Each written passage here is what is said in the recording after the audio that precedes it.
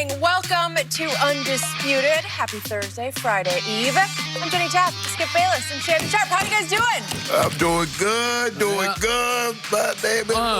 You know what? Oh, baby bird. It's highly possible that the Lakers and the Clippers will be watching the Western Conference Finals instead of playing in the Western Conference Finals. If it left up the old baby bird, they come back.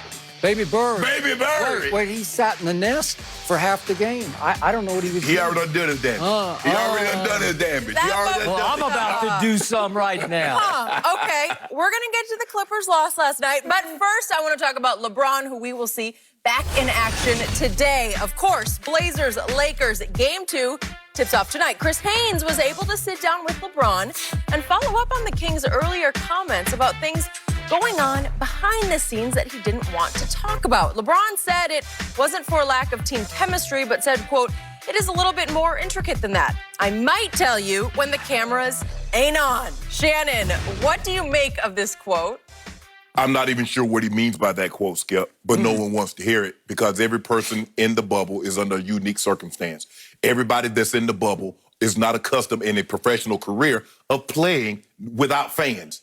So, Skip, no one wants to hear why you guys haven't played well, why you haven't shot the ball well, why you haven't looked like the Lakers that gained the #1 seed in the West. All they want to hear is, what are you going to do to fix the problem? That's it. That's it. Because, Skip, people don't want to hear excuses at this time of the year.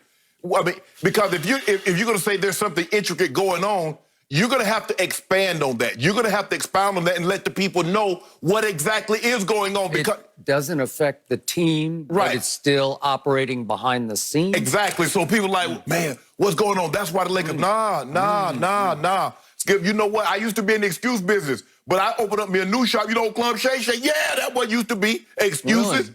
But people kept coming in and they want all different type of excuses, and I couldn't meet their demand, so I closed up shop and I just serve hot L's now. You know, your Cowboys, look. Cowboys got a private table in there. But Skip. We won 8 games. Okay. We also lost 8. Exactly. I expect the Lakers, I expect LeBron to play better tonight than what they played on Tuesday night. I hope so. I expect them to play better tonight than to get back to playing like they did against the Clippers, like they played against Utah. That's the Lakers I expect to see. I also expect them to hit a few more shots, because if they can hit a few more shots, the lane is going to open up someone. The guys are not going to go out there and try and challenge them if they can't make shots. Why? Why would I go out there when you hitting the backside of the backboard and you clinging it off the rim? Anthony Davis is going to have to give us a complete ball game. Skip, we've seen him play great for a quarter. We've seen him play great for a half. But we have yet to see AD put that thing together for the entirety of a ball game. Now, we're going to talk about that. He said his job is to make LeBron James a job easier. Well, he didn't make it easier on Tuesday night. I expect him to play better. But, Skip, I'm going to be honest. Nobody wants to hear that there's something operating in the shadows that may or may not be affecting the Lakers. No one wants to hear that. You're the #1 seed in the West. You have 2 of the top 5, top 6 players in the NBA. People expect results, winning results, not excuse making. Thank you for being mildly objective about your man, LeBron James. Mildly. I'm going to take it about 3 levels deeper. Okay. Here we go again. This isn't the first time, and I don't think it's going to be the last time. Drama King strikes again. This is vintage playoff LeBron James. This is why, I'm going to say it one more time, it is blasphemy to even begin to compare LeBron to Michael Jordan. This is why it is ludicrous to even begin to make a case that he's better than Michael Jordan, because Michael Jordan would never, ever have done this, especially at playoff time. This is even worse than making an excuse. To me, this is actually planting the seeds of an excuse just in case. If it goes south in the bubble, well, it was the bubble's fault. We had an internal issue. What was it? I'll tell you later. No, tell us now. Right. You brought it up. You brought it up. Yes. You brought it to our attention. Okay. We didn't even know what was going on. Let's be clear about it. Chris Haynes didn't report this, or it wasn't reported by Dave McMenamin at ESPN.com. Brian Windhorst. Or Brian Windhorst, or any of those great reporters. It wasn't reported It was volunteered last week by LeBron in a big media session. We got an issue going on behind the scenes. Doesn't affect the ball club at all, but well, yeah, it does. Yeah. If it affects you, it affects them. Right. You are obviously the face of the franchise. You are obviously the leader of the team. And you are quite obviously the best player on this basketball team that is the #1 seed and in some betting houses, the favorite to win it all. Right. So if you just casually drop that, we got a intricate problem. Intricate's a pretty serious word, right? Mm-hmm. That means it's very complicated. It's very difficult to solve this problem, but it doesn't affect the team.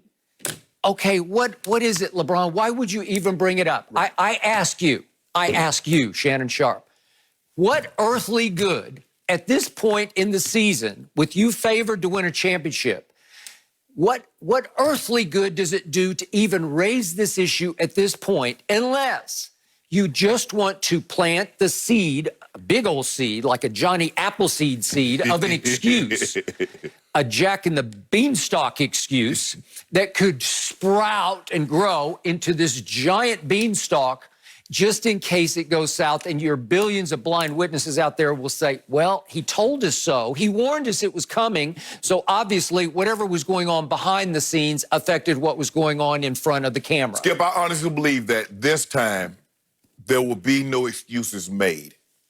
Either you do or you didn't. Okay, but he's trying. Skip, I don't know what he's trying to do because I don't know what good he possibly think can come of this.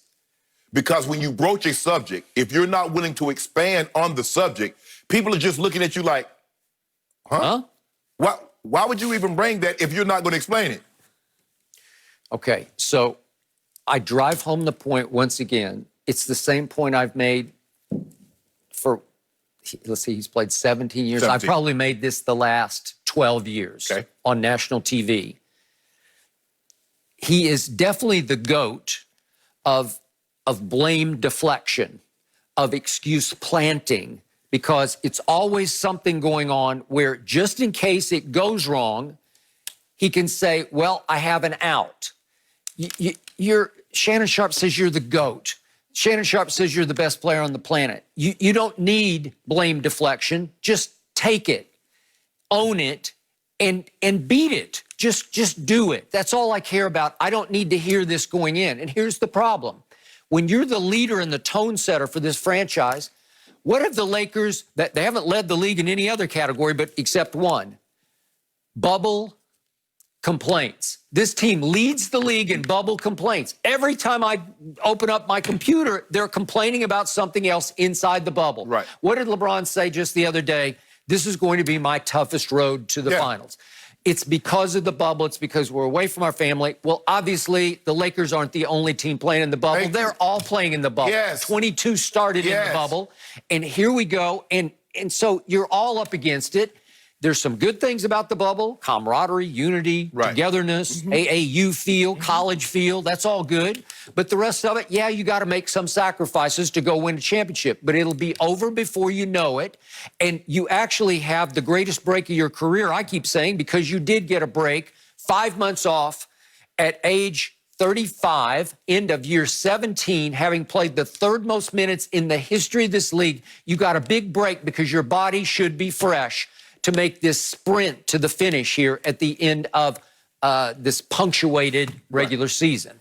So to me, there's nothing to complain about. Yet Anthony Davis, Danny Green, every time I open up my computer, somebody else is complaining about, it's tough in there without any fans. And then Danny Green was talking about how weird it is to have those virtual fans, as if they sort of distract you more than they help you. Okay. Well, they must be sitting on top of the basket knocking the ball out because he sure ain't touched that. All right, I got it. And they're all talking about how dark it is around the edges of the court. I got it. It's dark for everybody. Okay, I got it. So the shooting background is very different. Yet this team can't throw it in the lake that's in the middle of their hotels. Well, maybe go to shoot around and get your eyes adjusted. Okay, so thank you for bringing that up. We heard 2 weeks ago that LeBron and Anthony Davis has decided they're above. The only team I've ever heard of, they canceled their own shoot-around. The two best players said, we won't go. And I told you yesterday, maybe you need to go today just to change your luck, Right. maybe? Yes. Just to feel like you did something different, where you shot around. You actually, everybody tried shooting threes for about, those things last like half hour, Right. maybe,